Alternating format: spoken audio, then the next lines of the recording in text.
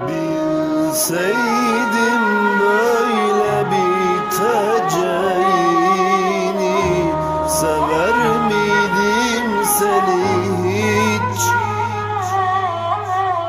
Bağlamıştım sana bütün ömrümü, yoktu böyle bir sevinç.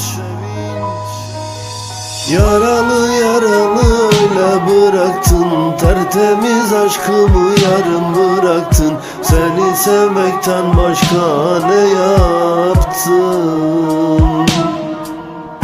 Arada sırada beni arardın, özledim diyerek sesim duyardın. Yalanmış meğer senin o aşkın.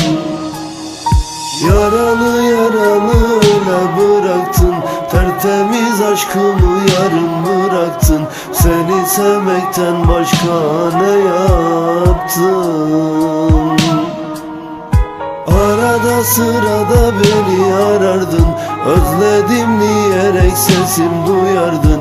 Yalanmış meğer senin o aşkın. Sen giderken geçen baharla ardında bir yaralı adam bıraktın. İstanbul semt ve sokaklarında gezinip duruyor şimdi deli divane serseri. Seni arıyor, seni soruyor, gece gündüz sokak, semt kaldırımlarına. Bazen kar, bazen boran oluyor, derin mavi özlemin şakağında. Bazen mavi, bazen yeşile çalıyor tenini.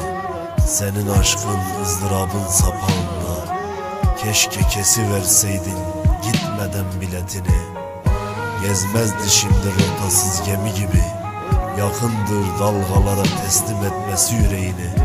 Ya gel de onu ihya et, ya da gönder bir sükutla bu adamı yok et. Yaralı yaralı öyle bıraktın, tertemiz aşkımı yarım bıraktın. Seni sevmekten başka ne yaptın? Arada sırada beni arardın, özledim diyerek sesim duyardın. Yalanmış meğer senin o aşkın.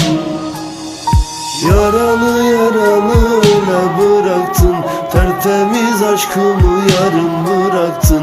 Seni sevmekten başka ne yaptın? Arada sırada beni arardın, özledim diyerek sesim duyardın. Yalanmış meğer senin o aşkın.